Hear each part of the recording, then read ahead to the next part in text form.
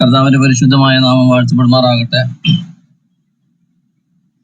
ഈ വിഷയത്തില് ഞാനും അനിൽ ബ്രദറും രണ്ടായിട്ട് വിഷയാവതരണം നടത്തണമെന്ന് ആഗ്രഹിച്ചതിന്റെ ഒരു പ്രധാന കാരണം,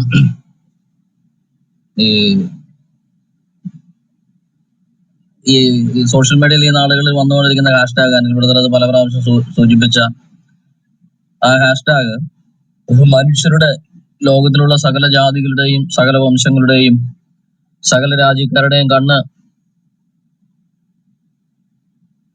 അവരുദ്ദേശിക്കുന്ന റാഫ ഭൂപ്രദേശത്തേക്ക് എത്തട്ടെ. മീഡിയാസിന്റെ എല്ലാം കവറേജ് റാഫയിലേക്ക് എത്തട്ടെ. അതിപ്പം ഗാസയാണെങ്കിലും റാഫയാണെങ്കിലും രാമയാണെങ്കിലും എല്ലാം ഇസ്ലാമിസ്റ്റുകൾക്ക് എന്തോ വലിയ പ്രയാസമുണ്ടാകുന്നു. ഇസ്രായേലിന്റെ പക്ഷത്ത് നിന്ന് ഭീകരമായി അവർ ആക്രമിക്കപ്പെടുന്നു. അതുകൊണ്ട് ലോകരാജ്യങ്ങളുടെ എല്ലാം ശ്രദ്ധ, മീഡിയാസിന്റെ എല്ലാം ശ്രദ്ധ, മനുഷ്യരുടെ എല്ലാം ശ്രദ്ധ ആ ഒരു പ്രദേശത്തേക്ക് വന്നാൽ ആ ഒരു ഹാഷ്ടാഗോടുകൂടി അത് സോഷ്യൽ മീഡിയയിലൂടെ പ്രചരിക്കുമ്പോൾ ഇരവാദക്കരച്ചിലിന് ശക്തമായ ഒരു പിന്തുണ ലഭിക്കും എന്നുള്ള ഒരു ധാരണയിൽ നിന്നാണ് അങ്ങനെ ഒരു ഹാഷ്ടാഗ് ഉണ്ടായിരിക്കുന്നത്.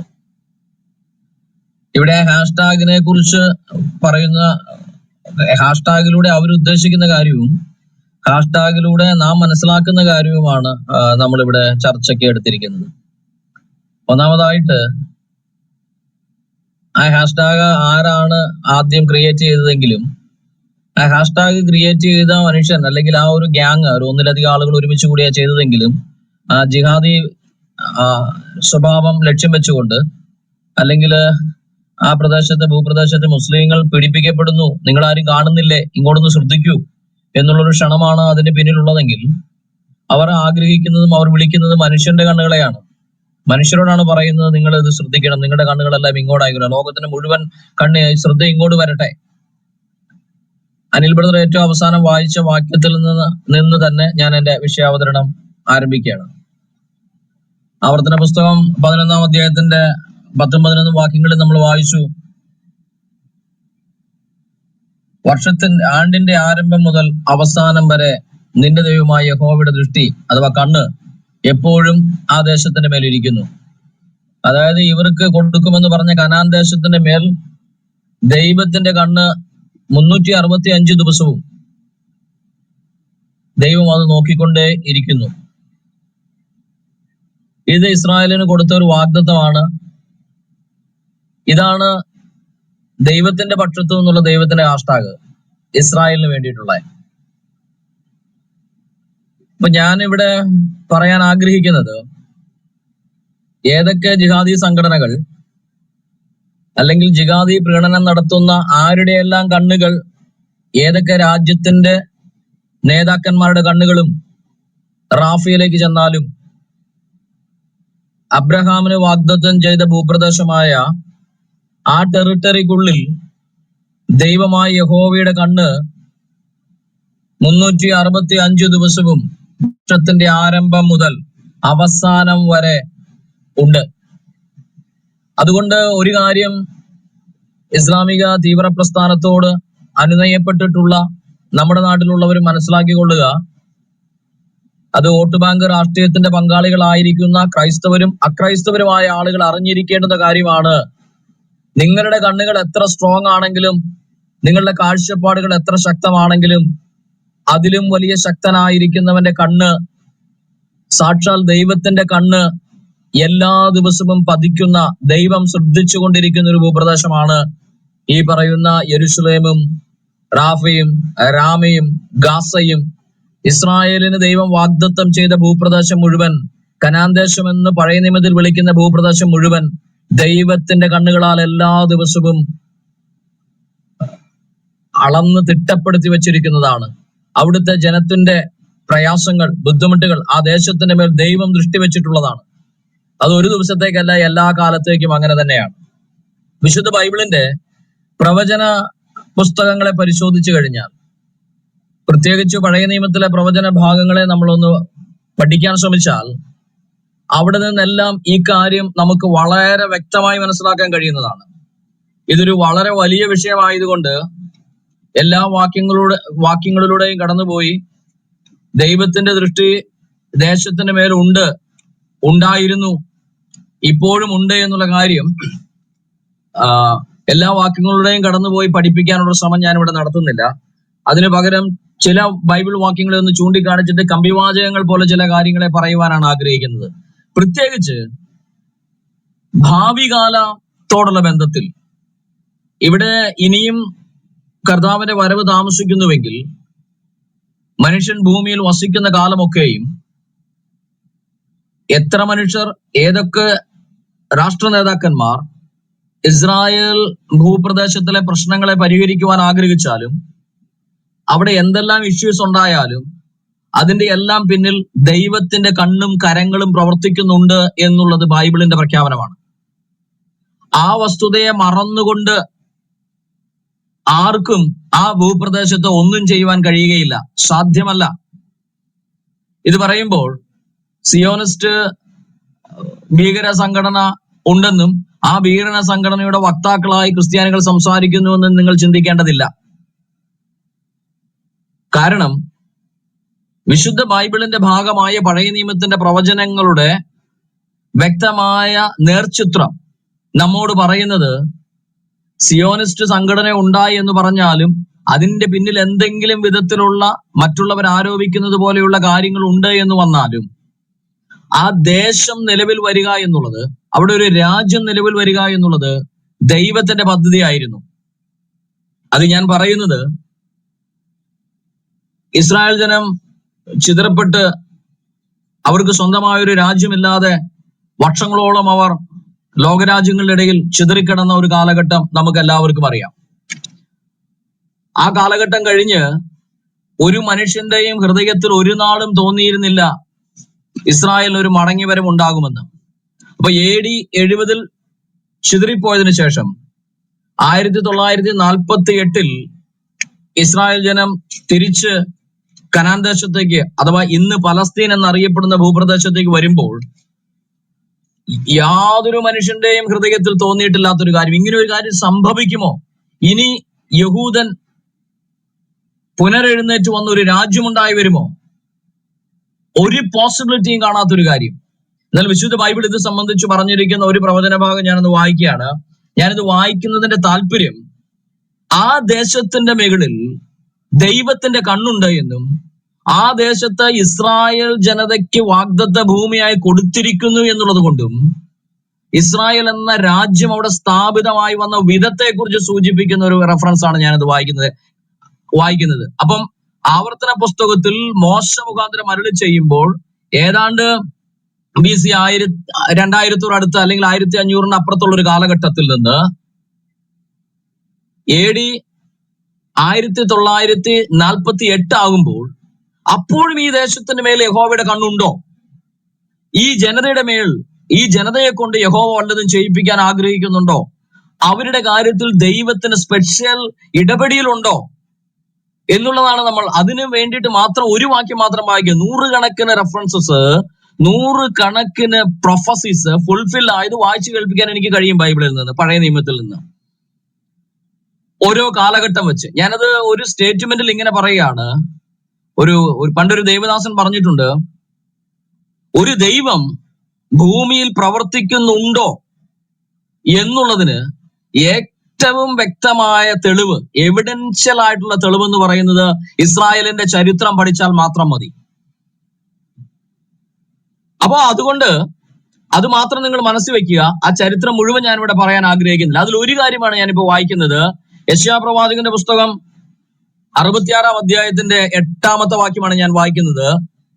ഇത് ഇസ്രായേൽ ജനത ബാബിലോണിലേക്ക് അടിമകളായി പോകുന്നതിന് തൊട്ട് മുൻപുള്ള കാലഘട്ടത്തിൽ ജീവിച്ച പ്രവാചകനാണ് യെശയ്യാവ്. ബാബിലോണിന് അടിമത്വത്തിലേക്ക് പോകുന്നതിന് മുൻപ് പോകുമെന്നുള്ള കാര്യം യെശയ്യാവ് പറയുന്നു. പിന്നീട് പ്രവാസ കാലഘട്ടത്തിൽ യിരെമ്യാവ് അത് തറപ്പിച്ചു പറയുന്നു. പ്രവാസ കാലഘട്ടത്തിന് മുൻപും ജീവിച്ച യെഹെസ്കേൽ പ്രവാചകൻ ആ കാര്യം ഉറപ്പിച്ചു പറയുകയും ഇസ്രായേലിന്റെ ഭാവിയെ കുറിച്ച് വീണ്ടും പ്രവചിക്കുകയും ചെയ്യുന്നു. അപ്പൊ ഇവിടെ ഇത് യെശയ്യാവ് പറയുന്ന വാക്യം ഞാനൊന്ന് വായിക്കാം. ഈ വക ആർ കേട്ടിട്ടുള്ളൂ, ഇങ്ങനെയുള്ളത് ആർ കണ്ടിട്ടുള്ളൂ? ഒരു ദേശം ഒരു ദിവസം കൊണ്ട് പിറക്കുമോ? ഒരു ജാതി ഒന്നായിട്ട് തന്നെ ജനിക്കുമോ?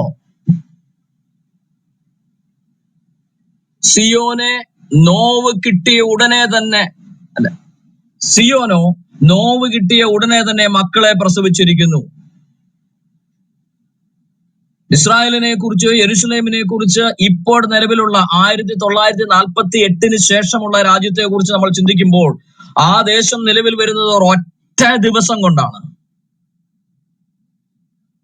ഒരു ജാതി ഒരു ദിവസം കൊണ്ട് ഒരിക്കലും പിറക്കില്ല. ഒരു ജാതി ഒന്നായിട്ട് ഒരിക്കലും ജനിച്ചു കണ്ടിട്ടില്ല.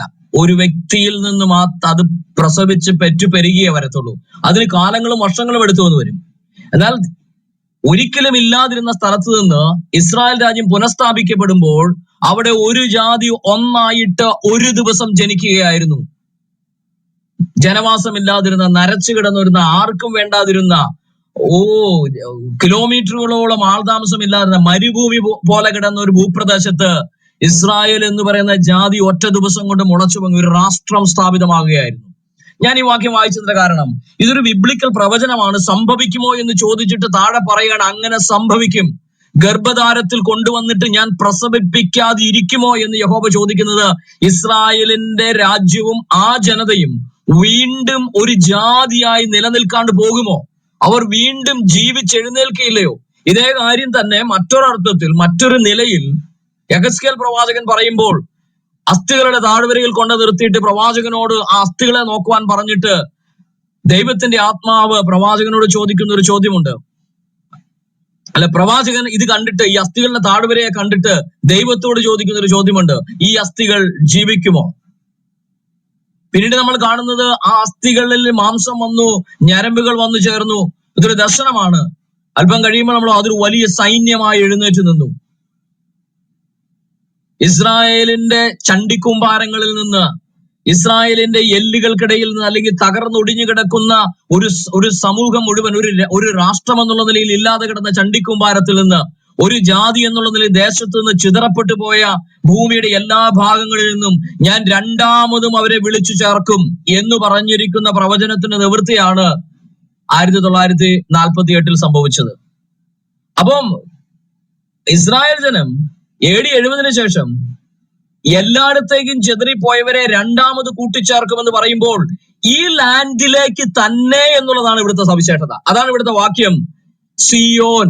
സിയോൻ എന്ന് പറഞ്ഞിട്ടുണ്ടെങ്കിൽ അറിയാം, ദാവീദ് രാജാവിന്റെ കൊട്ടാരവും ദാവീദ് രാജാവിന്റെ കോട്ടയും ഇരുന്ന ഒരു കുന്നിന്റെ ദീർഘമായി കിടക്കുന്ന യെരുശലേമിന്റെ ഒരു മലമുകൾ, ഇന്ന് നമ്മൾ യെരുശലേം എന്ന് വിളിക്കുന്ന ആ സിയോൻ മല, അതിനെ ഈ രാജ്യത്തിന്റെ തലസ്ഥാന നഗരിയായി നൂറ്റാണ്ടുകളോളം കരുതി പോന്ന അതിനെ കൃത്യമായി നിലനിർത്തിക്കൊണ്ടാണ് പ്രവാചകനോട് പറയുന്നത്, സിയോനെ കുറിച്ചാണ് ഞാനിത് പറയുന്നതെന്ന്.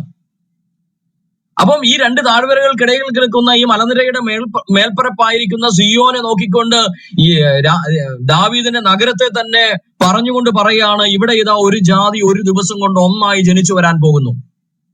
അപ്പൊ അങ്ങനെ ഉളവായി വരണമെങ്കിൽ തീർച്ചയായിട്ടും ദൈവത്തിന്റെ കണ്ണ് ആ ദേശത്തിന്റെ മേളിൽ ഇവർ ചിതറിപ്പോയ കാലത്തും ഉണ്ടായിരുന്നു. ഇത് സംബന്ധിച്ച് പഴയ നിയമത്തിലെ പ്രവാചകന്മാരുടെ പുസ്തകങ്ങളിൽ നെഹമ്യാവിന്റെ പ്രവചനത്തിൽ ഒരു വാക്യമുണ്ട്. ഇസ്രായേലിന്റെ വാതിലുകൾ ചുറ്റും മതിലുകൾ ഇടിഞ്ഞും കിടക്കുമ്പോൾ അവരുടെ ദൈവമായ യഹോവ ഇസ്രായേലിന് തീമതിലായി നിന്നു എന്ന് പറഞ്ഞാൽ ഈ AD 70 മുതൽ 1948 വരെയുള്ള കാലഘട്ടത്തിൽ ദേശം ജനവാസമില്ലാതെ കിടക്കുമ്പോൾ, അവിടെ യാതൊന്നും വിളയാതെ കിടക്കുമ്പോൾ, അവിടെ ആർക്കും കയറി ഇറങ്ങാവുന്ന സ്ഥിതി വരുമ്പോൾ, ഭൂമി ആർക്കും വേണ്ടാതെ കിടക്കുമ്പോൾ, അങ്ങനെ കിടക്കുന്ന ആ ഭൂപ്രദേശം ആ കാലഘട്ടം വരെ ചുറ്റും കിടക്കുന്ന ഒരു അറബ് രാജ്യങ്ങൾക്ക് വേണ്ടായിരുന്നു. ഇവർക്കാർക്കും വേണ്ടായിരുന്നു. തുർക്കിക്ക് വേണ്ടായിരുന്നു ഒരു കാലം വരെ, ഈജിപ്തിന് വേണ്ടായിരുന്നു. ഇപ്പുറത്ത് കിടക്കുന്ന ആ കാലഘട്ടത്തിൽ അവിടെ ഉണ്ടായിരുന്ന ബ്രിട്ടീഷ് മാൻഡേറ്റിന്റെ കീഴിൽ വരുന്നത് വരെ ഈ ഭൂപ്രദേശത്തെ സംബന്ധിച്ച് മറ്റാർക്കും ഒരു താല്പര്യം ഉണ്ടായിരുന്നില്ല. ഫലഭൂയിഷ്ടമല്ലാത്ത ഈ ഭൂമി ആർക്കും വേണ്ടായിരുന്നു. ആ കാലഘട്ടത്തെ കുറിച്ച് ബൈബിൾ പറയുന്നത് യഹോവ ആ ദേശത്തിന് തീമതിലായി നിൽക്കുകയായിരുന്നു. അപ്പൊ നമ്മൾ പറഞ്ഞു വരുന്നത് എന്താണ്? യഹോവയുടെ കണ്ണ് ആ ദേശത്തിന്റെ മേലുണ്ട്. യഹോവ അതിന് കാവൽ കെട്ടി ആയിരുന്നു എന്നാണ് തിരുവെടുത്ത് പറയുന്നത്. അപ്പൊ ഇവിടെ ഈ രണ്ട് റെഫറൻസുകൾ ഞാൻ വായിച്ചതിന്റെ കാരണം, ആ ഭൂപ്രദേശത്തെ സംബന്ധിച്ച് അങ്ങനെ ഒരു പ്രവചനവും അത്തരം ഒരു നടപടിക്രമവും ദൈവം എല്ലാ കാലത്തും വെച്ചു പുലർത്തിയിട്ടുണ്ട്. യാക്കോബിന്റെ സന്തതികളെ കുറിച്ച് ഉൽപ്പത്തി പുസ്തകത്തിൽ ഓരോ മക്കളെ കുറിച്ചും അവരുടെ ഭാവിയെ കുറിച്ച് യാക്കോബ് വാർദ്ധക്യത്തിൽ പ്രവചിക്കുന്ന സമയത്ത് പ്രവചിച്ച് ചില കാര്യങ്ങൾ പറയുമ്പോൾ അവിടെ യഹൂദിയെ കുറിച്ച് പറയുന്ന ഒരു ഭാഗം ഞാനൊന്ന് വായിച്ചു കേൾപ്പിക്കാം. അത് വളരെ ശ്രദ്ധേയമാണ് ഈ വിഷയത്തോടുള്ള ബന്ധത്തിൽ. അതെന്താണെന്ന് ഞാനൊന്ന് വായിക്കാം. ദൈവത്തിന്റെ ദൃഷ്ടി ഈ ഭൂപ്രദേശത്തിന്റെ മേൽ എത്ര കാലത്തേക്ക് നിലനിൽക്കുമെന്ന് എപ്പോഴും ഉണ്ട്. അത് എത്ര കാലത്തേക്ക് നിലനിൽക്കും, ഫ്യൂച്ചറിസ്റ്റിക് ആയിട്ട് ഭാവി കാലത്തിൽ എത്രത്തോളം ഉണ്ടാകും എന്നുള്ളതൊന്ന് മനസ്സിലാക്കാൻ വേണ്ടിയിട്ടാണ് ഞാൻ ഈ വേദഭാഗം വായിക്കുന്നത്. ഉൽപ്പത്തി പുസ്തകം 49 അധ്യായത്തിൽ നിന്ന് 49 വാക്യം. യഹൂദ ഒരു ബാലസിംഹം, മകനെ നീ ഇരപിടിച്ചു കയറിയിരിക്കുന്നു, അവൻ കുനിഞ്ഞു സിംഹത്തെ പോലെയും സിംഹയെ പോലെയും പതുങ്ങിക്കിടക്കുന്നു, ആർ അവനെ എഴുന്നേൽപ്പിക്കും. അടുത്ത വാക്ക്, അവകാശമുള്ളവൻ വരുവോളം ചെങ്കോൽ യഹൂദയിൽ നിന്നും രാജദണ്ഡ് അവന്റെ കാലുകളുടെ ഇടയിൽ നിന്നും നീങ്ങിപ്പോകയില്ല, ജാതികളുടെ അനുസരണം അവനോടാകും. ഇത് യഹൂദയെ സംബന്ധിച്ച് ഈ യാക്കോബിന്റെ 12 മക്കളിൽ രാജത്വം യഹൂദയ്ക്കുള്ളതാണെന്ന് ഉള്ളതാണ് ഈ പ്രവചനത്തിന്റെ പ്രൈമറി ആയിട്ടുള്ള മീനിങ്. എന്നാൽ അതിന് ആഴത്തിലേക്ക് ചെല്ലുമ്പോൾ അതിന് വീണ്ടും വിശാലമായ ഒരു ടൈം, ഒരു കാലഘട്ടത്തിന്റെ ദൈർഘ്യം, എത്രത്തോളം കാലഘട്ടത്തിലേക്കാണ് ഈ യഹൂദിയുടെ രാജ്യത്വം നിലനിൽക്കുന്നത് എന്നുള്ള ചോദ്യം വരുമ്പോൾ AD 70 ചിലരുടെ ടീച്ചിങ് അനുസരിച്ച് AD 70 ഇസ്രായേലിയുടെ രാജ്യം നശിക്കുകയും ടൈറ്റസ് അത് നശിപ്പിക്കുകയും ദേവാലയം നശിക്കുകയും ജനം ചിതറിപ്പോവുകയും ചെയ്തതോടുകൂടെ യഹൂദിയുടെ രാജ്യത്വം എന്ന് പറയുന്നത് ഇല്ലാതായി പോയി. ഇനി അവിടെ ഒരിക്കലും അവർക്ക് യാതൊരു വിധത്തിലും ഒരു ആക്സസും ഇല്ല എന്നുള്ളൊരു തിയോളജി തന്നെ ഡെവലപ്പ് ചെയ്ത ആളുകളുണ്ട് നമ്മൾ ജീവിക്കുന്ന ഈ ഭൂമിയിൽ ഇന്നും. അവരങ്ങനെ ഒരു തിയോളജി കൊണ്ട് യഹൂദനെ മാക്സിമം പീഡിപ്പിച്ച ഒരു കാലഘട്ടമുണ്ട്. എന്നാൽ ഇവിടെ നമ്മൾ ഈ വാക്യം വായിക്കുമ്പോൾ ഇതൊക്കെ തുറന്നു പറഞ്ഞ ആളുകൾ പിന്നീട് വന്നവരാ. ഇതൊക്കെ ഈ വാക്യങ്ങളൊക്കെ പഠന വിധേയമാക്കിയത് പിന്നീട് വന്നവരാ. 18-ാം നൂറ്റാണ്ട് വരെ കാത്തിരിക്കേണ്ടി വന്നു ഈ വാക്യങ്ങളുടെ എല്ലാം ദീർഘമായ അർത്ഥവും ഉൾപ്പൊരുളും മനസ്സിലാക്കുവാൻ. അതുവരെ കഴിയാതെ പോയ ചിലർ ഇനി ഇസ്രായേലിൽ യാതൊരു മടങ്ങിവരവും, അവരുടെ രാജ്യത്വം അവസാനിച്ചു, മശീഹയുടെ രാജ്യത്വം വന്നിരിക്കുകയാണ്, ഇനി മശീഹയുടെ രാജ്യത്വം മാത്രമേ ഉള്ളൂ എന്ന് പറഞ്ഞുകൊണ്ട് ആ ജനതയെ മുച്ചൂടെ മുടിച്ചു കളയാൻ ശ്രമിച്ചതായിട്ടാണ് നമ്മൾ കാണുന്നത്. അതിൽ ക്രിസ്തീയ സഭ എന്ന് പേരുള്ള ചിലർക്കും പങ്കുണ്ട് എന്നുള്ള കാര്യം നമ്മൾ ഈ കാര്യത്തിൽ ഈ സമയത്ത് ഓർക്കേണ്ടതാണ്. അതിൽ ഇവിടെ നമ്മൾ കാണുന്നത്, അവകാശമുള്ളവൻ വരുവോളം ചെങ്കോൾ യഹൂദിയിൽ നിന്നും രാജദണ്ഡ് അവന്റെ കാലുകളുടെ ഇടയിൽ നിന്ന് നീങ്ങിപ്പോകയില്ല. മലയാളത്തിൽ അത് വിവർത്തനം ചെയ്തിരിക്കുന്നത് അവകാശമുള്ളവൻ വരുവോളം എന്നാ. നിങ്ങൾ ഇതിന്റെ ഒറിജിനൽ ലാംഗ്വേജ് ഒന്ന് പരിശോധിച്ചു കഴിഞ്ഞാൽ അവിടെ എഴുതിയിരിക്കുന്നത് അവകാശമുള്ളവൻ എന്നല്ല, പീസ് ബ്രിങ്ങർ എന്ന വാക്കാണ് ഉപയോഗിച്ചിരിക്കുന്നത്. അപ്പം ആരാണോ സമാധാനം കൊണ്ടുവരുന്നത് അവൻ വരുവോളം, the one who brings peace, അവൻ വരുവോളമാണ് രാജദണ്ഡ് യഹൂദയുടെ കയ്യിലിരിക്കുക. അപ്പൊ ഇവിടെ നമ്മുടെ മുൻപാകെ ഒരു ചോദ്യമുള്ളത്, ഈ പീസ് ബ്രിങ്ങർ എന്ന് പറഞ്ഞുകൊണ്ട് തിരുവെഴുത്ത്, ബൈബിൾ, ആഗമാനം, പ്രത്യേകിച്ച് പഴയ നിയമവും പുതിയ നിയമവും നമ്മൾ ചേർത്ത് ചിന്തിക്കുമ്പോൾ ഇസ്രായേലിലെ ഒരു രാജാവിനെ കുറിച്ചും ഒരു യഹൂദ രാജാവിനെ കുറിച്ചും പീസ് ബ്രിങ്ങർ എന്ന് വിളിച്ചിട്ടില്ല. ഷലോം എന്ന് പറഞ്ഞ്, ഷലോം സമാധാനം കൊണ്ടുവരുന്നവൻ എന്ന് വിളിച്ചിട്ടില്ല.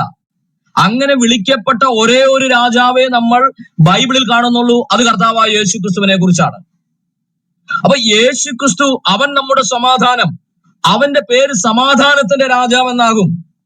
അപ്പം അത്ഭുത മന്ത്രി, വീരനാം ദൈവം, നിത്യപിതാവ്, സമാധാന പ്രഭു. അപ്പൊ ഈ വരുവാനിരിക്കുന്ന മശിഹയുടെ മറ്റൊരു പേരാണ് സമാധാനത്തിന്റെ രാജാവ് എന്നുള്ളത്. ഇവനാണ് വാസ്തവത്തിൽ ഷാലോം എന്ന് പറയുന്ന സമാധാനം ഈ ലോകത്തിന് മുഴുവൻ കൊണ്ടുവരുവാനുള്ളവൻ. അവന്റെ വരവോളമാണ് രാജദണ്ഡ് യഹൂദയുടെ കൈകളിൽ ഇരിക്കേണ്ടത്. അങ്ങനെ വരുമ്പോൾ ഈ ആദ്യം ഞാൻ പറഞ്ഞ കാറ്റഗറി ഉണ്ടല്ലോ, യേശുക്രിസ്തു വന്നു, രാജ്യത്വം യേശുക്രിസ്തു ഏറ്റെടുത്തു, ഇനി യഹൂദയ്ക്ക് ഒരു പ്രസക്തിയും ഇല്ല, ആ ഭൂപ്രദേശത്തിനും അവിടുത്തെ രാജ്യത്വത്തിനും ജനതയ്ക്കും ഒരു പ്രസക്തിയും ഇല്ല എന്ന് പറയുന്ന ആളുകൾ ഈ വാക്യത്തെ വ്യാഖ്യാനിച്ചത് യേശുക്രിസ്തുവിന്റെ ആദ്യ വരവോടുകൂടി ആ പ്രവചനം കംപ്ലീറ്റ് ആയെന്ന് പറഞ്ഞാണ്. പക്ഷെ ആ പ്രവചനം അങ്ങനെ കംപ്ലീറ്റ് ആകുന്നില്ല. അതിന്റെ കാരണം കർത്താവിന്റെ ആദ്യ വരവിൽ അവൻ സമാധാനം സ്ഥാപിച്ചുവെങ്കിലും അവൻ ഒരിക്കലും രാജാവായി ഇരുന്നിട്ടില്ല ഭൂമിയിൽ.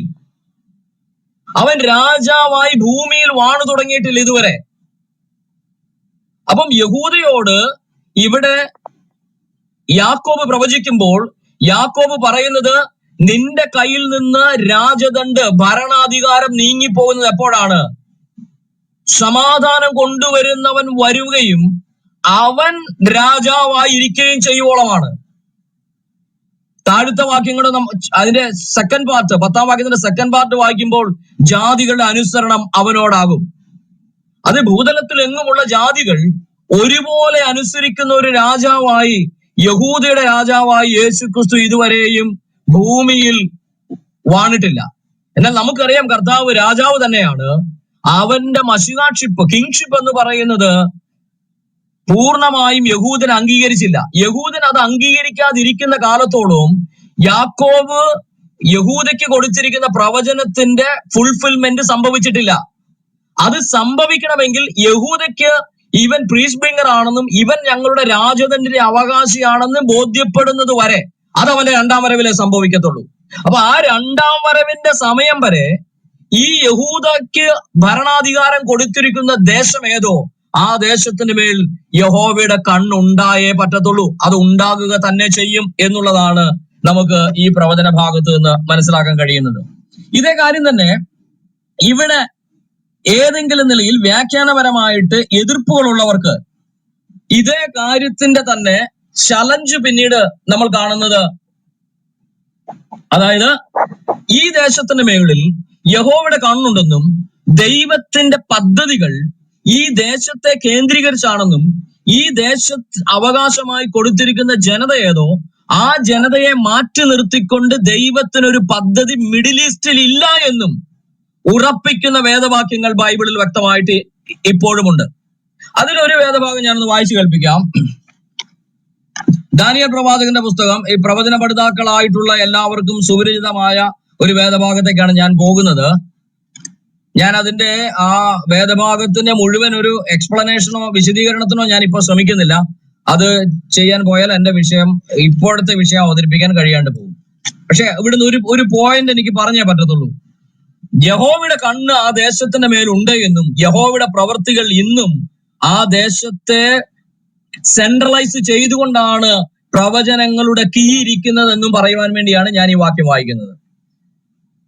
ഡാനിയേൽ പ്രവാചകന്റെ പുസ്തകം 9-ാം അധ്യായം, 9-ാം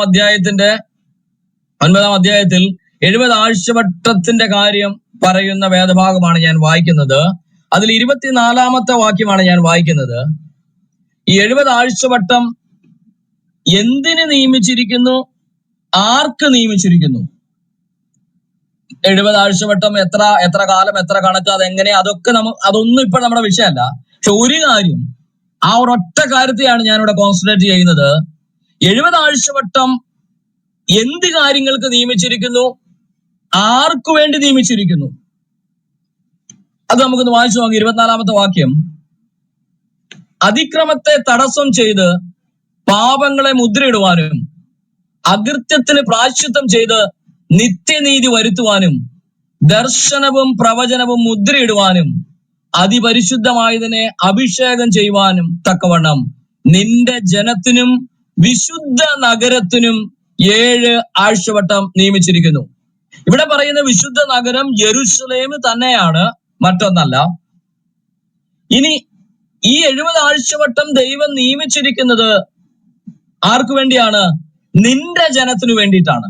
നിന്റെ ജനമെന്ന് പറയുന്നത് ദാനിയേലിന്റെ ജനം. ദാനിയേലിന്റെ ജനം എന്ന് പറയുന്നത് ഇസ്രായേൽ ജനതയ്ക്ക് വേണ്ടിയിട്ടാണ്. ഇസ്രായേൽ ജനതയ്ക്ക് വേണ്ടിയിട്ട് നിയമിച്ചിരിക്കുകയാണ് യെരുശലേമിനെ സംബന്ധിച്ചും കൂടെയാണ് ആ 70 ആഴ്ചവട്ടം നിയമിച്ചിരിക്കുന്നത്. അപ്പൊ നോക്കുക, യഹോവയുടെ കണ്ണ് തന്റെ പ്രവർത്തന പദ്ധതികളെ വെച്ച് 70 ആഴ്ചവട്ടത്തിന്റെ കണക്ക് മുന്നോട്ട് നോക്കുമ്പോൾ ഈ മുകളിൽ പറഞ്ഞിരിക്കുന്ന കാര്യങ്ങൾ എന്തൊക്കെയോ 24-ാമത്തെ വാക്യത്തിൽ പറയുന്ന അതെല്ലാം പൂർത്തീകരിച്ചു വരുന്ന കാലഘട്ടമൊക്കെയും യഹോവയുടെ കണ്ണ് ഈ നഗരത്തിന്റെ മേലുണ്ടായിരിക്കും. ദൈവം അതിനെ സെൻട്രലൈസ് ചെയ്താണ് തന്റെ പദ്ധതികൾ ചെയ്യുന്നത്. അതിൽ ഓരോ കാര്യങ്ങളും വിശദീകരിക്കുന്നില്ല. ഞാൻ ഒരു കാര്യം മാത്രം അതിലൊന്ന് സൂചിപ്പിക്കാൻ ആഗ്രഹിക്കുകയാണ്. ഇതിപ്പോ വായിക്കുമ്പോൾ മിക്കവാറും ബൈബിൾ പരിചയമുള്ള ആളുകൾക്ക് മനസ്സിലാകും. അതിക്രമത്തെ തടസ്സം ചെയ്ത് പാപങ്ങളെ മുദ്രയിടുവാനും അകൃത്യത്തിന് പ്രായശ്ചിത്തം ചെയ്ത് നിത്യനീതി വരുത്തുവാനും. അടുത്ത വാക്കാണ് ശ്രദ്ധിക്കേണ്ടത്, ദർശനവും പ്രവചനവും മുദ്രയിടുവാനും 70 ആഴ്ചവട്ടത്തിനുള്ളിലാണ് അത് സംഭവിക്കേണ്ടത്. അപ്പൊ 70 ആഴ്ചവട്ടം ഇസ്രായേൽ ജനതയ്ക്കും യെരുശലേം നഗരത്തിനും വേണ്ടി ദൈവം പ്രവചനപരമായി തീരുമാനിക്കുമ്പോൾ അതിൽ കൃത്യമായി പറഞ്ഞിരിക്കുന്ന ഒരു കാര്യമാണ് ദർശനവും പ്രവചനവും മുദ്രയിടുന്നതും ഈ 70 ആഴ്ചവട്ടത്തിന്റെ ഉള്ളിലാണ്. അപ്പൊ ഇവിടെ നമ്മുടെ മുൻപാകെ വരുന്ന ചോദ്യം, ദർശനവും പ്രവചനവും മുദ്രയിടുക എന്ന് പറഞ്ഞാൽ എന്താണ്? ഇത് ഏത് ദർശനവും ഏത് പ്രവചനവും മുദ്രയിടുന്ന കാര്യമാണ് ഈ പറഞ്ഞിരിക്കുന്നത്? ഒരുപക്ഷെ ബൈബിളുമായിട്ട് അത്ര അടുത്ത ബന്ധമില്ലാത്തവർക്ക് ഞാൻ ഈ പറയുന്ന കാര്യങ്ങൾ, പ്രവചനപരമായ വിഷയങ്ങൾ അത്ര ബന്ധമില്ലാത്തവർക്ക് ഞാൻ ഈ പറയുന്ന കാര്യങ്ങൾ ഉൾക്കൊള്ളാൻ അല്പം പ്രയാസം വരുമെങ്കിലും നിങ്ങൾ ശ്രദ്ധിച്ചിരിക്കുക. ഏത് പ്രവചനവും ഏത് ദർശനവും മുദ്രയിടുന്ന കാര്യമാണ് ഈ പറയുന്നത്. അതറിയണമെങ്കിൽ ദാനിയേലിന്റെ പുസ്തകം തന്നെ 12-ാം അധ്യായത്തിലേക്ക് വരിക. ദാനിയേലിന്റെ പുസ്തകം 12-ാം അധ്യായത്തിന്റെ 4-ാമത്തെ വാക്യത്തിൽ, നീയോ ദാനിയേലെ അന്ത്യകാലം വരെ ഈ വചനങ്ങളെ അടച്ച് പുസ്തകത്തിന് മുദ്രയിടുക. പലരും അതിനെ പരിശോധിക്കുകയും ജ്ഞാനം വർദ്ധിപ്പിക്കുകയും ചെയ്യും. അതുപോലെ തന്നെ അതിന്റെ 9-ാമത്തെ വാക്യം, ദാനിയേലിലെ 12-ന്റെ 9-ാമത്തെ വാക്യം, അതിന് ഞാൻ ഉത്തരം പറഞ്ഞത്, ദാനിയേലെ പോയി, ഇത് അവിടെ നിനക്ക് ദൂതനാണ് പറയുന്നത്, ദാനിയേലെ പോയിക്കൊള്ളുക, ഈ വചനങ്ങൾ അന്ത്യകാലത്തേക്ക് അടച്ചും മുദ്രയിട്ടും ഇരിക്കുന്നു. അപ്പം ഈ ദാനിയേൽ പ്രവാചകന് കൊടുത്തിരിക്കുന്ന പ്രവചനങ്ങളെ, ഈ ദർശനങ്ങളെ, ഇനി സംഭവിക്കാനിരിക്കുന്ന കാര്യങ്ങളെ മുദ്രയിടുന്നതും ഈ 70 ആഴ്ചവട്ടത്തിന്റെ ഉള്ളിൽ സംഭവിക്കേണ്ട കാര്യമാണ്. അങ്ങനെ വരുമ്പോൾ നമ്മുടെ മുൻപാകെ വരുന്ന ചോദ്യം, 12-ാം അധ്യായത്തിന്റെ 13-ാമത്തെ വാക്യത്തിൽ വരുമ്പോൾ അന്ത്യകാലത്തേക്കാണ് ഇതിനെ മുദ്രയിട്ടിരിക്കുന്നതെന്ന് നമ്മൾ വായിക്കുന്നുണ്ട്. ആ 9-ാം വാക്യത്തിൽ അന്ത്യകാലത്തേക്ക് അടച്ചും മുദ്രയിട്ടുമിരിക്കുന്നു. അപ്പൊ 70 ആഴ്ചവട്ടം എവിടെ വരെ പോകുമെന്ന് ചോദിച്ചാൽ അന്ത്യകാലം വരെ പോകും. ഏത് അന്ത്യകാലം വരെയാ പോകുക? അതറിയണമെങ്കിൽ 13-ാമത്തെ വാക്യം വായിക്കണം, 12-ന്റെ. നീയോ അവസാനം വരുവോളം പോയിക്കൊള്ളുക, നീ വിശ്രമിച്ച് കാലാവസാനത്തിങ്കൽ നിന്റെ ഓഹരി ലഭിപ്പാൻ എഴുന്നേറ്റ് വരും. ഇവിടെ ലോകാവസാനത്തെ കുറിച്ചല്ല അവിടെ പറയുന്നത്. മനസ്സിലാക്കണം നിങ്ങൾ, കാലാവസാനത്തെ കുറിച്ചാണ് പറയുന്നത്. എന്ത് കാലാവസാനമാണ്? നിനക്കും നിന്റെ ജനതയ്ക്കും, അഥവാ ഈ പ്രവചനം മുദ്രയിടുവാനും യെരുശലേമിനും നിന്റെ ജനതയ്ക്കും വേണ്ടി നിശ്ചയിച്ചിരിക്കുന്ന 70 ആഴ്ചവട്ടം എന്ന് പറയുന്ന കാലമുണ്ടല്ലോ, ആ കാലം അവസാനിക്കുന്നത് എപ്പോഴോ അതുവരത്തേക്കാണ് ഈ പ്രവചനം മുദ്രയിടേണ്ടത്. കാരണം 70 ആഴ്ചവട്ടം നിയമിച്ചിരിക്കുന്നത് പ്രവചനവും പുസ്തകവും മുദ്രയിടാനാ. അത് ദാനിയേൽ പ്രവാചകന്റെ പ്രവചനത്തിൽ പറഞ്ഞിരിക്കുന്ന കാര്യങ്ങൾ ഉൾപ്പെടെ ആയതുകൊണ്ട് ആ മുദ്ര നീക്കം ചെയ്യപ്പെടുന്ന കാലഘട്ടം ഏതോ അതാണ് അവസാനം. ആ അവസാനത്തെങ്കിലാണ് പഴയ നിയമ പ്രവാചകന്മാരുടെ പുനരുദ്ധാനം എന്ന് പറയുന്ന ഒരു കാര്യം സംഭവിക്കുന്നുള്ളൂ. അപ്പൊ ഞാനിത് എന്തിനാ പറഞ്ഞതെന്ന് ചോദിച്ചിട്ടുണ്ടെങ്കിൽ, ഈ ദാനിയേൽ പ്രവാചകൻ വളരെ വ്യക്തമായി പറയുന്ന കാര്യം ഇതാണ്: ഇസ്രായേൽ ജനതയ്ക്കും യെരുശലേമിനും ദൈവത്തിന്റെ പ്രവർത്തന പദ്ധതിയിൽ ഇപ്പോഴും ഈ 70 ആഴ്ചവട്ടം എന്ന് പറയുന്നത് നിലനിൽക്കുവോളം യഹോവയുടെ കണ്ണ് ആ ദേശത്തിന്റെ മേലുണ്ട്. യെരുശലേം സംബന്ധിച്ചും ആ ജനത സംബന്ധിച്ചും ദൈവം ഈ 70 ആഴ്ചവട്ടത്തിന്റെ പ്രവചിച്ചു വച്ചിരിക്കുന്ന കാര്യങ്ങൾ നിവർത്തിക്കുന്ന കാര്യത്തിൽ ദൈവം സമ്പൂർണമായും ഇടപെട്ടുകൊണ്ടിരിക്കുന്നവനാണ്. ഒരു സംശയവും ആ കാര്യത്തിൽ ആർക്കും വേണ്ട. ഇനി അത് അന്ത്യകാലം എന്ന് പറയുന്നത് ഈ പ്രവചനത്തിൽ പറയുന്ന 70 ആഴ്ചവട്ടത്തിന്റെ അന്ത്യകാലമാണ്. ആ 70 ആഴ്ചവട്ടത്തിന്റെ അന്ത്യകാലത്തിലാണ് പഴയ നിയമ പ്രവാചകന്മാർ എഴുന്നേറ്റ് വരിക. അത് വരത്തേക്കാണ് ദാനിയേൽ പ്രവചിച്ചു വച്ചിരിക്കുന്ന കാര്യങ്ങളുടെ ഫുൾഫിൽമെന്റ് അത് വരത്തേക്കേ നിറവേറി തീരത്തുള്ളൂ. അപ്പൊ നമ്മൾ ഇങ്ങനെ നമുക്ക് മനസ്സിലാകുന്ന വളരെ സാധാരണ നിലയിൽ ബൈബിളിന്റെ ആ പ്രവചനത്തിന്റെ കാഠിന്യമൊക്കെ മാറ്റിവെച്ചിട്ട് ഒരു രീതിയിൽ പറയുകയാണെങ്കിൽ, യെരൂശലേമിനെ സംബന്ധിച്ച് ദാനിയേൽ പ്രവാചകൻ പ്രവചിച്ച കാലം മുതൽ ഇപ്പോൾ സംഭവിച്ചുകൊണ്ടിരിക്കുന്നതും ഇനി സംഭവിപ്പാൻ ഉള്ളതുമായ സമസ്ത കാര്യങ്ങളും അവസാനിക്കുന്നത് ദാനിയേൽ പ്രവാചകന്റെ പുനരുദ്ധാനം എപ്പോൾ സംഭവിക്കുമോ അപ്പോഴാണ്. അതുവരത്തേക്കാണ് ഈ പ്രവചനം മുദ്രയിട്ടിരിക്കുന്നത്. അതുവരത്തേക്കാണ് ഈ പുസ്തകം അന്ത്യകാലത്തേക്ക് മുദ്രയിട്ടിരിക്കുന്നത്. അപ്പൊ എന്താ നമ്മൾ പറഞ്ഞു വരുന്നത്? അത്രയും കാര്യങ്ങൾ സംഭവിക്കുവോളം നിന്റെ ജനത്തിനും വിശുദ്ധ നഗരത്തിനും പ്രവചനം മുദ്രയിടാനും 70 ആഴ്ചവട്ടം നിയമിച്ചിട്ടുണ്ട്. അപ്പൊ നമ്മൾ അതിനകത്ത് മനസ്സിലാക്കേണ്ടത്, പഴയ നിയമ വിശുദ്ധന്മാരുടെ പുനരുദ്ധാനം സംഭവിക്കുന്ന കാലഘട്ടം വരേക്കും യഹോവയുടെ പദ്ധതിയിൽ യെരൂശലേമുമുണ്ട്, ഇസ്രായേൽ ജനതയുമുണ്ട്. ഒരു സംശയവും അക്കാര്യത്തിൽ ആർക്കും വേണ്ട. ബൈബിളിലെ പ്രവചനം അതാണ് പറയുന്നത്. ബൈബിൾ അതാണ് നമ്മെ പഠിപ്പിക്കുന്നത്. അപ്പം ഞാൻ രണ്ട് കാര്യങ്ങളുടെ ഒന്ന് വായിക്കാം. അവിടെ ഒരു 13-ാം അധ്യായത്തിൽ പറയുന്ന ഒരു പ്രവചനപരമായിട്ട് കൂടുതൽ വിശദീകരിക്കേണ്ട ഒരു കാര്യമാണ്. എങ്കിലും ഇപ്പൊ ഞാൻ പറഞ്ഞ വിശദീകരണം അനുസരിച്ച് നിങ്ങൾക്ക് മനസ്സിലാക്കാൻ പറ്റുന്ന ഒരു കാര്യം ഞാൻ അവിടെ നിന്ന് ഒരു സൂചനയായിട്ട് ഒരു കാര്യം കൂടെ പറയാം. 11-ാമത്തെ വാക്യം 12-ന്റെ ഇതിനിടയിലുള്ള വാക്യം 12-ാം അധ്യായം നിങ്ങൾ മുഴുവൻ വായിക്കണം. അപ്പോൾ ഞാൻ പറയുന്നത് നിങ്ങൾക്ക് പൂർണ്ണമായിട്ട് മനസ്സിലാവും. എങ്കിലും ഞാൻ ഈ 11-ഉം 12-ഉം വായിക്കുകയാണ്.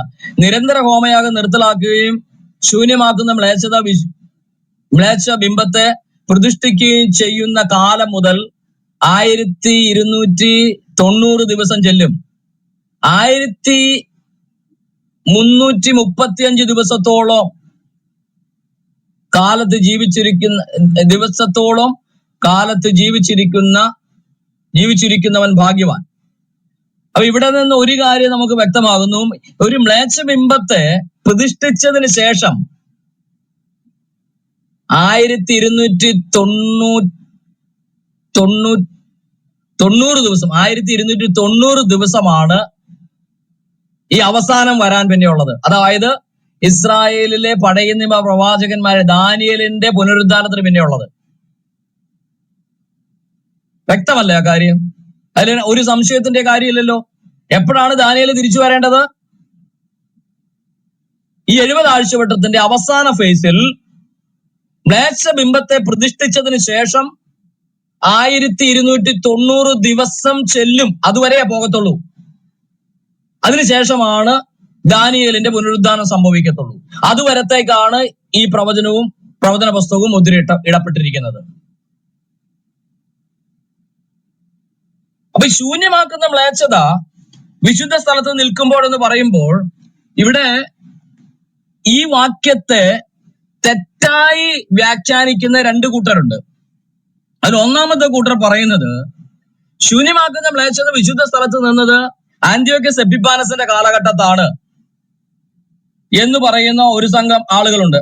നമുക്കറിയാം ആന്റിയോക്കസ് എപ്പിഫാനസ് യെരൂശലേം ദേവാലയം വഴി മക്ബായരുടെ കാലഘട്ടത്തില് ജോസഫ് മക്ബായരൊക്കെ എതിരിടേണ്ടി വന്നത് എപ്പിഫാനസിനെയാണ്. അപ്പൊ എപ്പിഫാനസ് അന്ന് പന്നിയെ അറക്കുകയും അതിന്റെ രക്തം കൊണ്ടുപോയി യെരൂശലേം ദേവാലയത്തില് യാഗപീഠത്തിൽ തളിക്കുകയും അവയെ യാഗം അർപ്പിക്കുകയും ദേവാലയത്തിലെ സകല സാധനങ്ങളും തല്ലിപ്പൊളിക്കുകയൊക്കെ ചെയ്തു. ഇന്ന് യഹൂദന്മാർ ഹനൂക്ക എന്ന ഉത്സവം ആചരിക്കുന്നത് പോലും അതിന്റെ പുനഃപ്രതിഷ്ഠയോടുള്ള ബന്ധത്തിലാണ്, നമുക്കറിയാം. അപ്പൊ ഈ പുനഃപ്രതിഷ്ഠയും ഈ കാര്യങ്ങളെയുമാണ് ഇവിടെ ശൂന്യമാക്കുന്ന മ്ലേച്ഛത എന്ന് പറഞ്ഞുകൊണ്ടാണ് ചിലർ ഇതിനെ അവതരിപ്പിക്കുന്നത്. വേറെ ചിലർ വീണ്ടും കുറച്ചും കൂടി ഇപ്പുറത്തേക്ക് പോയിട്ട് അവതരിപ്പിക്കുന്നു. അതിനൊരു കാരണമുണ്ട്. ഈ ശൂന്യമാക്കുന്ന മ്ലേച്ഛത ആന്റിയോക്കസ് എപ്പിഫാനസ് ഈ ദുർവിഗ്രഹത്തെ, മ്ലേച്ഛ വിഗ്രഹത്തെ യെരൂശലേം ദേവാലയത്തിനുള്ളിൽ പ്രതിഷ്ഠിച്ചതാണ് എന്ന് 100% പറയുമ്പോൾ അവർ അറിയാതെ തള്ളിപ്പറയുന്ന യേശുക്രിസ്തുവിന്റെ പ്രവചനത്തെയാണ്. യേശുക്രിസ്തു പിന്നീട് AD 30 അടുത്ത കാലഘട്ടത്തിൽ യേശുക്രിസ്തു ഇതേ കാര്യം തന്നെ കോട്ട് ചെയ്തുകൊണ്ട് ഇസ്രായേൽ ജനത്തോട് സംസാരിച്ചു. ആ കോട്ട് ചെയ്ത് സംസാരിക്കുമ്പോൾ അവിടെയും ഫ്യൂച്ചറിസ്റ്റിക് ടെൻസിലാണ് യേശു അത് സംസാരിക്കുന്നത്, ഭാവികാല സംഭവമായിട്ടാ. അതുകൊണ്ട് അത് ആന്റിയോക്കസ് എപ്പിഫാനസിൽ പൂർണ്ണ നിവൃത്തി വന്നുവെന്ന് കൃത്യമായി ബൈബിൾ പ്രവചനങ്ങൾ വ്യാഖ്യാനിക്കുകയും പഠിക്കുകയും ചെയ്യുന്നവർ പറയുകയില്ല. ആന്റിയോക്കസ് എപ്പിഫാനസിൽ സംഭവിച്ചത് ഒരു അംശ നിവൃത്തി മാത്രമാണ്. അതായത് വരുവാനിരിക്കുന്ന പ്രഭുവിന്റെ പടജനം എന്ന് ആരെ കുറിച്ച് പറഞ്ഞിരിക്കുന്നുവോ ആ പടജനത്തിൽ പെടുന്നവര് ഇത് പല പ്രാവശ്യം ചെയ്തിട്ടുണ്ട്. എന്നാൽ വരുവാനിരിക്കുന്ന പ്രഭു എന്ന് പറയുന്നവൻ ആന്റി ക്രൈസ്റ്റ് ആയിരിക്കയാൽ, എതിർക്രിസ്തു ആയിരിക്കയാൽ, എതിർക്രിസ്തുവിന്റെ പടജനം എല്ലാ കാലത്തും ഈ ലോകത്തിലൂടെ യെരുശലേമിനെതിരെ, ക്രിസ്ത്യാനിറ്റിക്കെതിരെ, അതുപോലെ യഹൂദനെതിരെ മാർച്ച് ചെയ്തിട്ടുണ്ട്. ആ കാര്യങ്ങൾ ഒരുപാട് ചരിത്രത്തിൽ നമുക്ക് കണ്ടെത്താൻ പറ്റും. അതിൽ ഒരു പടജനത്തിന്റെ ഒരു സമയത്ത് നടന്നാണ് ആന്റിയോക്കസ് എപ്പിഫാനസ് എങ്കിൽ മറ്റൊരു സമയത്ത് നടന്നാണ് AD 70. അപ്പൊ ഇവിടെ ഈ പടജനത്തെ സംബന്ധിച്ച് നമ്മൾ പറയുമ്പോൾ ഞാൻ ഇത് പറയുന്നതിന്റെ കാരണം, ഇതിന്റെ പൂർണ്ണമായ നിവൃത്തി AD 70 ഈ BC 170 കാലഘട്ടത്തിൽ, അല്ലെങ്കിൽ 160 170 കാലഘട്ടത്തിൽ ആന്റിയോക്കസ് എപ്പിഫാനസിന്റെ കാലഘട്ടത്തിൽ നടന്നോ? ഒരിക്കലുമില്ല. അങ്ങനെ നടന്നിരുന്നുവെങ്കിൽ ഇവർ പറയുന്നത് അനുസരിച്ച് ഈ യെരുശലേമിന്റെ മേൽ യഹോവയുടെ കണ്ണുണ്ട്, തന്റെ ജനത്തിനും യെരുശലേമിനും വേണ്ടിയാണ് 70 ആഴ്ചവട്ടം എന്ന് പറയുമ്പോൾ അത് ആന്റിയോക്കസ് എപ്പിഫാനസിന്റെ കാലം തൊട്ട് 1290 ദിവസമാണെന്ന് ഒരുവൻ വ്യാഖ്യാനിക്കാൻ നിൽക്കുകയാണെങ്കിൽ അവിടെ ഉണ്ടാകുന്ന പ്രശ്നമാണ് ഞാൻ ചൂണ്ടിക്കാണിക്കാൻ പോകുന്നത്. മത്തായിയുടെ സുവിശേഷത്തിൽ നിന്നാണ് ഞാനിത് വായിക്കുന്നത്. മത്തായിയുടെ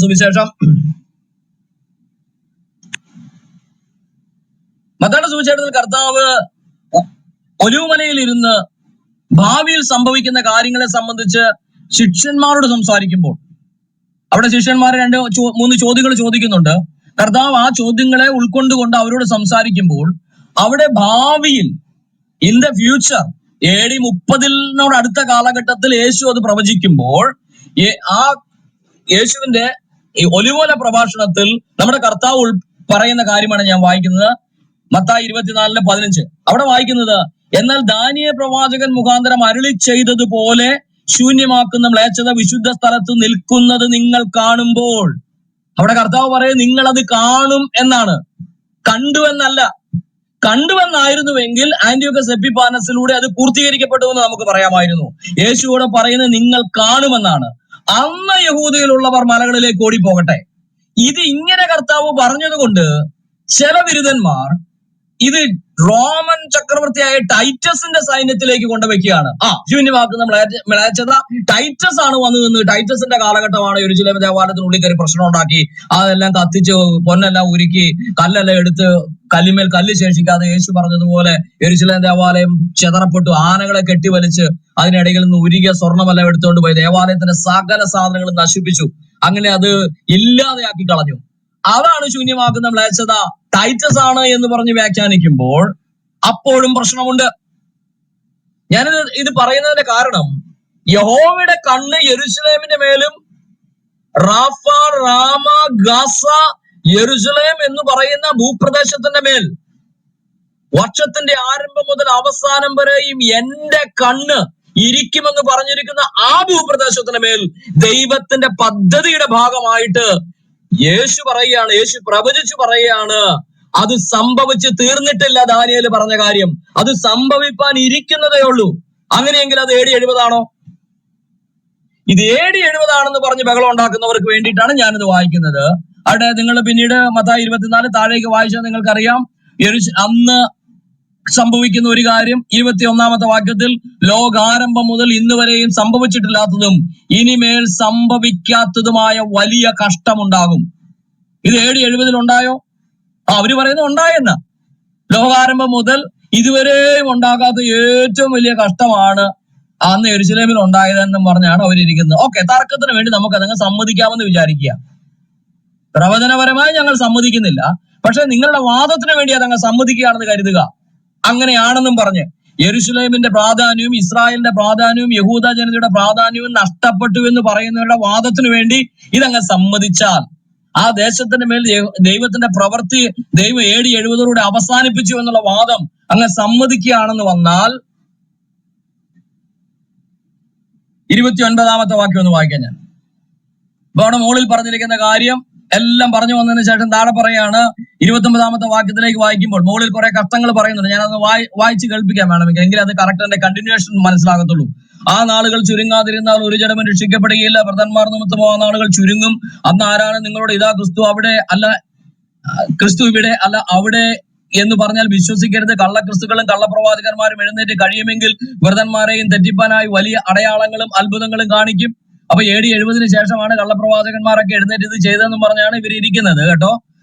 ഓർത്തുകൊള്ളുവിൻ, ഞാൻ മുമ്പ് കൂട്ടി നിങ്ങളോട് പറഞ്ഞിരിക്കുന്നു. ആകയാൽ ഇത് മുമ്പ് കൂട്ടി പറഞ്ഞിരിക്കുന്ന എന്താണ്? ശൂന്യമാക്കുന്ന മ്ലേച്ഛത വിശുദ്ധ സ്ഥലത്ത് നിൽക്കുന്നത് നിങ്ങൾ കാണുമ്പോൾ വായിക്കുന്നവൻ ചിന്തിച്ചു കൊള്ളട്ടെ. അന്ന് യഹൂദയിലുള്ളവർ മലകളിലേക്ക് ഓടിപ്പോകട്ടെ എന്ന് ഞാൻ മുൻകൂട്ടി നിങ്ങളോട് പറയുന്നു എന്ന് പറഞ്ഞ് ആ കാര്യത്തെ മുഴുവൻ ഉൾപ്പെടുത്തിക്കൊണ്ട് യേശു പറഞ്ഞു. ഞാൻ മുമ്പ് കൂട്ടി പറഞ്ഞിരിക്കുകയാണ്. ആകയാൽ നിങ്ങളോട് ഇതാ അവൻ മരുഭൂമിയിൽ എന്ന് പറഞ്ഞാൽ പുറപ്പെടരുത്, ഇതാ അറകളിൽ എന്ന് പറഞ്ഞാൽ വിശ്വസിക്കരുത്. മിന്നൽ കിഴക്ക് നിന്ന് പുറപ്പെട്ട് പടിഞ്ഞാറോളം ഇളങ്ങും പോലെ മനുഷ്യപുത്രന്റെ വരവാകും. ഫ്യൂച്ചറിസ്റ്റിക് ആണ്, ഭാവി കാലമായിട്ടാണ് പറയുന്നത്. വരവാകും. അപ്പൊ AD 70 ഇത് എന്ന് പറഞ്ഞ് വ്യാഖ്യാനിക്കുന്നവരോടുള്ള ചോദ്യമാണ്, അവരെ ബുദ്ധിമുട്ടിക്കുന്ന വാക്യമാണ് 28ഉം 29ഉം. 29ാമത്തെ വാക്യം, ആ കാലത്തിലെ കഷ്ടം. ഏത് കാലത്തിലെ? ഇവർ പറയുന്ന വ്യാഖ്യാനം അനുസരിച്ചാണെങ്കിൽ AD 70 കഷ്ടം അതുവരെ ലോകാരംഭം മുതൽ ഇന്ന് വരെയും സംഭവിച്ചിട്ടില്ലാത്ത കഷ്ടം. ആ കഷ്ടം കഴിഞ്ഞതിന് ഉടനെ എന്ന് പറഞ്ഞാൽ അവരുടെ വ്യാഖ്യാനം അനുസരിച്ചാണ് AD 70 കഴിഞ്ഞ തൊട്ട് പുറകെ എന്തൊക്കെ സംഭവിക്കണം? സൂര്യന് ഇരുണ്ടു പോകണം, ചന്ദ്രൻ പ്രകാശം കൊടുക്കാതിരിക്കണം, നക്ഷത്രങ്ങൾ ആകാശത്ത് നിന്ന് വീഴണം, ആകാശത്തിലെ ശക്തികൾ ഇളകിപ്പോകണം, അപ്പോൾ മനുഷ്യപുത്രന്റെ അടയാളം ആകാശത്ത് വിളങ്ങണം. അന്ന് ഭൂമിയിലെ സകല ഗോത്രങ്ങളും പ്രലപിച്ചുകൊണ്ട് മനുഷ്യപുത്രൻ ആകാശമേഖലകളിൽ മഹാശക്തിയോടും തേജസ്സോടും കൂടെ വരുന്നത് കാണണമായിരുന്നു. അവൻ തന്റെ ദൂതന്മാരെ മഹാകാഹളത്തോടെ അയക്കും. അവർ അവന്റെ വ്രതന്മാരെ ആകാശത്തിന്റെ അറുതി മുതൽ അറുതി വരെയും 4 ദിക്കുകളിൽ നിന്നും കൂട്ടിച്ചേർക്കണമായിരുന്നു. ഈ AD 70 ശൂന്യമാക്കുന്ന മ്ലേച്ഛത വിശുദ്ധ സ്ഥലത്ത് നിന്നത് എന്ന് പറയുമ്പോൾ, ഇവിടെ ഈ 29 മുതൽ 31 വരെ പറയുന്ന വാക്യങ്ങളിൽ പറഞ്ഞിരിക്കുന്ന ഒരു കാര്യവും AD 70 ശേഷം സംഭവിച്ചിട്ടില്ല. എന്തൊക്കെ ഞാൻ എണ്ണി പറയാം. AD 70 ശേഷം സൂര്യൻ ഇരുണ്ടു പോയോ? സൂര്യൻ ഇന്നും ജ്വലിച്ചു നിൽക്കുകയല്ലേ. ചന്ദ്രൻ പ്രകാശം തരാതിരുന്നിട്ടുണ്ടോ? ചന്ദ്രൻ ഇന്നും 15 ദിവസം കഴിയുമ്പോൾ പ്രകാശം തന്നുകൊണ്ടിരിക്കുകയല്ലേ. ആകാശത്തിലെ ശക്തികൾ എവിടെയാണ് ഇളകിപ്പോയത്? നക്ഷത്രങ്ങൾ വീണോ എവിടെയെങ്കിലും? മനുഷ്യപുത്രന്റെ അടയാളം ആകാശത്ത് മിന്നിയെന്ന്, അവിടെ ഇടിവെട്ടിയെന്ന് അവര് പറയുന്നത്. അതിന്റെ ബാക്കി വായിക്കുന്നില്ലല്ലോ. ബാക്കി എന്താ എഴുതിയിരിക്കുന്നത്? സകല ഗോത്രങ്ങളും കരഞ്ഞുകൊണ്ട് പ്രലപിച്ചുകൊണ്ട് മനുഷ്യപുത്രന്റെ വരവ് ആകാശമേഘങ്ങളിൽ മഹാശക്തിയോടും തേജസ്സോടും കൂടെ വരുന്നത് കാണും. ആരുടെ കണ്ടത്? AD 70 ശേഷം യേശു വന്നതായിട്ട് ഭൂമിയിലെ സകല ഗോത്രങ്ങളും കണ്ടോ? കണ്ടില്ലല്ലോ. അപ്പൊ ഈ AD 70 എന്ന് പറഞ്ഞ വ്യാഖ്യാനക്കാര് കള്ളത്തരമാണ് ജനത്തെ പഠിപ്പിച്ചുകൊണ്ടിരിക്കുന്നത്. AD 70 അല്ല ദാനിയേൽ പ്രവചനത്തിൽ പറയുന്ന 70 ആഴ്ചവട്ടത്തിന്റെ അവസാനത്തെങ്കിൽ ശൂന്യമാക്കുന്ന മ്ലേച്ഛത വിശുദ്ധ സ്ഥലത്ത് നിൽക്കുകയും പിന്നീട് വളരെ കുറച്ച് ദിവസങ്ങൾ എന്ന് പറയുന്ന ആ കാലഘട്ടം, അത് എത്ര കാലഘട്ടമാ? വളരെ നിസ്സാരമായൊരു കാലഘട്ടത്തെ കുറിച്ചാണ് ദാനിയേൽ അവിടെ പറഞ്ഞത്. 1290 ദിവസം. അതിനുശേഷം കാലം അവസാനിക്കും. അതായത് ഈ 70 ആഴ്ചവട്ടക്കാലം അവസാനിക്കുകയും ദാനിയേൽ മുതലായ പഴയ നിയമ പ്രവാചകന്മാരുടെ പുനരുദ്ധാനവും സംഭവിക്കും. ഇവർ പറയുന്ന AD 70 അത് സംഭവിച്ചതെങ്കിൽ അന്ന് മുതൽ ഇങ്ങോട്ട് എണ്ണിയാൽ 1290 ദിവസം കഴിഞ്ഞപ്പോൾ എന്ത് സംഭവിക്കണം? ഇവിടെ അവസാനം പറഞ്ഞ കാര്യം സംഭവിക്കണം. മഹാകാഹളത്തോടുകൂടെ അയക്കുമെന്ന് പറഞ്ഞിരിക്കുന്ന തന്റെ വ്രതന്മാരെ ആകാശത്തിന്റെ അറുതി മുതൽ അറുതി വരെയും 4 ദിക്കുകളിൽ നിന്നും കൂട്ടിച്ചേർക്കുന്ന പരിപാടി അവിടെ നടക്കണമായിരുന്നു. ആരെങ്കിലും ഭൂമിയിൽ നിന്ന് പൊങ്ങിപ്പോയോ AD 70 കഴിഞ്ഞ് 1290 ദിവസം കഴിഞ്ഞപ്പോ?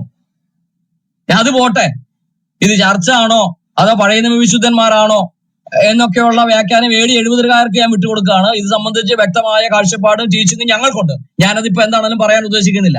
പക്ഷെ എന്റെ ചോദ്യം AD 70 അല്ല, പിന്നെയോ? അത് 70 ആഴ്ചവട്ടം എന്നാണോ അവസാനിക്കുന്നത് അന്നാണ് ഈ കാര്യം, ഈ 29 മുതൽ താഴേക്ക് പറഞ്ഞിരിക്കുന്ന കാര്യങ്ങൾ സംഭവിക്കേണ്ടത്. ഇപ്പൊ ഞാൻ എന്റെ വാക്കുകൾ ഇവിടെ അവസാനിപ്പിക്കാൻ ആഗ്രഹിക്കുകയാണ്. അന്ന് യഹൂദയിലുള്ളവർ ഇത് AD 70 സംഭവിച്ചിട്ടില്ല. AD 70 സംഭവിച്ചിട്ടുണ്ട് എങ്കിൽ ഇവിടെ 29 മുതലുള്ള വാക്യങ്ങളിൽ പറഞ്ഞ കാര്യവും സംഭവിച്ചിരിക്കണം. കാരണം ഒരു വാക്ക് പ്രത്യേകം നിങ്ങൾ നോട്ട് ചെയ്തുകൊള്ളുക. അക്കാലത്തിലെ കഷ്ടം കഴിഞ്ഞ ഉടനെ, മുകളിൽ പറഞ്ഞിരിക്കുന്ന കാലഘട്ടമുണ്ടല്ലോ, ലോകാരംഭം മുതൽ ഇതുവരെയും സംഭവിച്ചിട്ടില്ലാത്ത കഷ്ടം കഴിഞ്ഞ ഉടനെ, തൊട്ടുപുറകെ സംഭവിക്കേണ്ട കാര്യം താഴെ എഴുതിയിരിക്കുന്നത്. അത് ഇതുവരെ സംഭവിച്ചിട്ടില്ല. അതുകൊണ്ട് ശൂന്യമാക്കുന്ന മ്ലേച്ഛത വിശുദ്ധ സ്ഥലത്ത് നിൽക്കുന്നത് കാണുമ്പോഴെന്ന് പറയുന്നത് AD 70 കാലഘട്ടത്തിന്റെ അവസാനത്തിന് തൊട്ട് മുൻപ് ഏകദേശം 1290 ദിവസം മുമ്പുള്ള കാര്യമാണ് ശൂന്യമാക്കുന്ന മ്ലേച്ഛത വിശുദ്ധ സ്ഥലത്ത് നിൽക്കേണ്ടത് ആ കാലഘട്ടത്തിലാണ്. അപ്പൊ ഞാനൊരു ഈ എന്റെ വാക്കുകൾ ഞാൻ അവസാനിപ്പിക്കുകയാണ്. റാഫയിലേക്ക് ലോകത്തിലെ സകല ജനത്തിന്റെയും കണ്ണുകളെ ആകർഷിക്കുന്ന, ഇസ്ലാമിക തീവ്രവാദത്തിന് ചുക്കാൻ പിടിക്കുന്ന, ജിഹാദികൾക്ക് വേണ്ടി ശബ്ദമുഴക്കുന്ന, അവർക്ക് വേണ്ടി ഹാഷ്ടാഗ് ചുമക്കുന്ന, സോഷ്യൽ മീഡിയയിൽ ചുമക്കുന്ന ക്രൈസ്തവരും കമ്മ്യൂണിസ്റ്റുകളും ഇസ്ലാമിക തത്വചിന്തയുടെ യാഥാർത്ഥ്യമൊന്നും ഉൾക്കൊള്ളാത്ത മുസ്ലിംസും, പിന്നെ ഇതൊന്നും കൂടാതെ കണ്ട് പ്രൊട്ടസ്റ്റന്റ് സമൂഹത്തിൽ നിന്ന് വചനം പഠിക്കാത്ത കുറെ ചെറുപ്പക്കാരും, നിങ്ങളെല്ലാം ഒരു കാര്യം ഓർത്തുകൊള്ളുക. നിങ്ങൾ എത്ര ഹാഷ്ടാഗ് കൊണ്ട് വന്നാലും യഹോവയുടെ കണ്ണ് 365 ദിവസവും ആ ഭൂപ്രദേശത്തിന്റെ മേലുണ്ട്. ദാനിയേലിന്റെ ജനത്തിനും വിശുദ്ധ നഗരത്തിനും അഥവാ യെരുശലേമിനും 70 ആഴ്ചവട്ടം നിയമിച്ചിട്ടുണ്ടെങ്കിൽ അത് ഇതുവരെ പൂർത്തീകരിക്കപ്പെട്ടിട്ടില്ലാത്തത് കൊണ്ട് അത് പൂർത്തീകരിക്കപ്പെടുന്നത് വരെ മുദ്രയിട്ട് വെച്ചിരിക്കുന്ന പ്രവചനങ്ങളുടെ സംരക്ഷണാർത്ഥം യഹോവ സാക്ഷാൽ ബൈബിൾ വെളിപ്പെടുത്തുന്ന ത്രിയേക ദൈവം ആ ഭൂപ്രദേശത്തിന്റെ സമ്പൂർണമായിരിക്കുന്ന കാര്യങ്ങളുടെ മേൽ നിയന്ത്രണമുണ്ട്. കടിഞ്ഞാണ് അവന്റെ കയ്യിലാ. ഞങ്ങളുടെ കർത്താവായ യേശുക്രിസ്തു പറഞ്ഞ വാക്ക് പറയുകയാണെങ്കിൽ, സ്വർഗത്തിലും ഭൂമിയിലും സകല അധികാരവും എനിക്ക് നൽകപ്പെട്ടിരിക്കുന്നു. ആമേൻ. അവന്റെ കയ്യിലാണ് അധികാരം. രാജദണ്ഡ് അവന്റെ കാലുകൾക്കിടയിൽ നിന്ന് നീങ്ങിപ്പോകയില്ല. അവനാണ് ഷാലോം, അവനാണ് സമാധാനം കൊണ്ടുവരുന്നവൻ. അവൻ വരുവോളം സമാധാനത്തിന്റെ കള്ളപ്രവാചകന്മാർ, ആന്റി ക്രൈസ്റ്റ് അടക്കമുള്ള ഏത് കള്ളപ്രവാചകന്മാർക്കു വേണ്ടി ആരെല്ലാം ശബ്ദം ഉയർത്തിയാലും, ഇനി വരുവാനിരിക്കുന്ന പ്രധാനപ്പെട്ട ഒരു കള്ളപ്രവാചകനുണ്ട്, അവന് വേണ്ടി സംസാരിച്ചാലും, ദേശത്തിന്റെ മേൽ കണ്ണും നട്ടിരിക്കുന്ന ബൈബിൾ വെളിപ്പെടുത്തുന്ന ദൈവം കർത്താവായ യേശുക്രിസ്തുവിലൂടെ തന്റെ രാജ്യത്വം ഭൂമിയിൽ സ്ഥാപിക്കുവോളം AD 70 70 ആഴ്ചവട്ടം എന്ന് പറയുന്നത് അവസാനിക്കുവാൻ പോകുന്നത് യേശുക്രിസ്തുവിന്റെ പ്രവചന ടീച്ചിങ് അനുസരിച്ച് അത് ഇനിയും കാത്തിരുന്ന് കാണേണ്ടുന്ന വിഷയമാണ്. അതിന്റെ സമ്പൂർത്തി വരുവോളം ദൈവം ആ പ്രദേശത്തിന്റെ മേൽ കണ്ണുവെച്ചിട്ടുണ്ട്, കരം വെച്ചിട്ടുണ്ട്. തന്റെ പ്രവചനം നിവർത്തിക്കുവാൻ തന്റെ പ്രവാചകന്മാരുടെ പറഞ്ഞ വാക്കുകളെ അക്ഷരത്തെറ്റില്ലാതെ സമ്പൂർണമായി നിവർത്തിക്കുന്നവനാണ് ഞങ്ങൾ പ്രസംഗിക്കുന്ന, ഞങ്ങൾ വിശ്വസിക്കുന്ന ഞങ്ങളുടെ കർത്താവായ യേശുക്രിസ്തു ത്രിയേക ദൈവം. അത് സംഭവിക്കുക തന്നെ ചെയ്യും. ഞാൻ ഒരു വാക്കുകൂടെ പറഞ്ഞ് എന്റെ വാക്കുകൾ അവസാനിപ്പിക്കുന്നു. ബൈബിളിലെ ഇതുവരെയും നിറവേറിയ പ്രവചനങ്ങളെല്ലാം എണ്ണി പറയുവാൻ ഒരുപാടുണ്ട്. ഇനിയും നിറവേറുവാനിരിക്കുന്ന പ്രവചനങ്ങളുടെ ആണിക്കല്ലാണ്, അതിന്റെ തെളിവാണ്, അതിന്റെ ഉറപ്പാണ് അത് നമുക്ക് നൽകുന്നത്. അതുകൊണ്ട് എന്നെ കേൾക്കുന്ന, ബൈബിൾ സത്യമെന്ന് വിശ്വസിക്കാത്ത ആരെങ്കിലും എന്നെ കേൾക്കുന്നുവെങ്കിൽ ബൈബിളിലെ പ്രവചനങ്ങൾ സംഭവിച്ചിട്ടുണ്ടോ എന്ന് പരിശോധിക്കുക. അവ സംഭവിച്ചിട്ടുണ്ടെങ്കിൽ യേശുക്രിസ്തുവിലൂടെ, അല്ലാതെ ഇസ്രായേലിന്റെ ചരിത്രത്തിലൂടെ, ലോകത്തിന്റെ ഗതിവിഗതികളിലൂടെ ബൈബിളിലെ പ്രവചനങ്ങൾ സംഭവിച്ചിട്ടുണ്ടെങ്കിൽ ഇനി സംഭവിക്കുമെന്നും പറഞ്ഞ് ദാനിയേൽ മുഖാന്തരവും കർത്താവായ യേശുക്രിസ്തു റീകൺഫേം ചെയ്തു കൊടുത്തിരിക്കുന്ന ഈ പ്രവചനവും സംഭവിക്കുക തന്നെ ചെയ്യും. അത് സംഭവിക്കുവോളം യഹോവയുടെ കണ്ണിരിക്കുന്ന കനാൻ ദേശം, നിങ്ങൾ ഇന്ന് പലസ്തീൻ എന്ന് വിളിക്കുന്ന ആ ഭൂപ്രദേശത്ത് ഒരുവന്റെയും ഒരു വിളച്ചിലും നടക്കില്ല, ഒന്നും നടക്കില്ല. എനിക്ക് സക്രിയ പ്രവാചകന്റെ പുസ്തകത്തിലും ചില വാക്യങ്ങൾ വായിച്ച് കേൾപ്പിക്കണമെന്നുണ്ടായിരുന്നു അന്ത്യകാലത്തെ സംബന്ധിച്ച്, എന്താണ് അവിടെ ഇനി സംഭവിക്കാൻ പോകുന്നതെന്ന്. പക്ഷെ ഒറ്റ കാര്യം മാത്രം പറഞ്ഞ് അവസാനിപ്പിക്കുന്നു. ദൈവത്തിന്റെ കണ്ണാദേശത്തിന്റെ മുകളിലുള്ള കാലത്തോളം, തന്റെ പ്രവൃത്തി അവിടെ ഉള്ള കാലത്തോളം ഒരു ഹാഷ്ടാഗും നിങ്ങളെ സഹായിക്കുകയില്ല. ദൈവം എന്ത് ചെയ്യാൻ ഉദ്ദേശിച്ചോ അവനോട് യുദ്ധം ചെയ്യുന്നവരായി, അവന്റെ ജനതയോട് എതിർക്കുന്നവരായി മാത്രമേ ഇസ്രായേലിനെതിരെ പോരാടുന്നവർ നിൽക്കുകയുള്ളൂ. അതിനപ്പുറത്തേക്ക് നിങ്ങൾക്ക് ഒരു ഹാഷ്ടാഗുമില്ല, നിങ്ങൾക്കൊന്നും ലഭിക്കില്ല.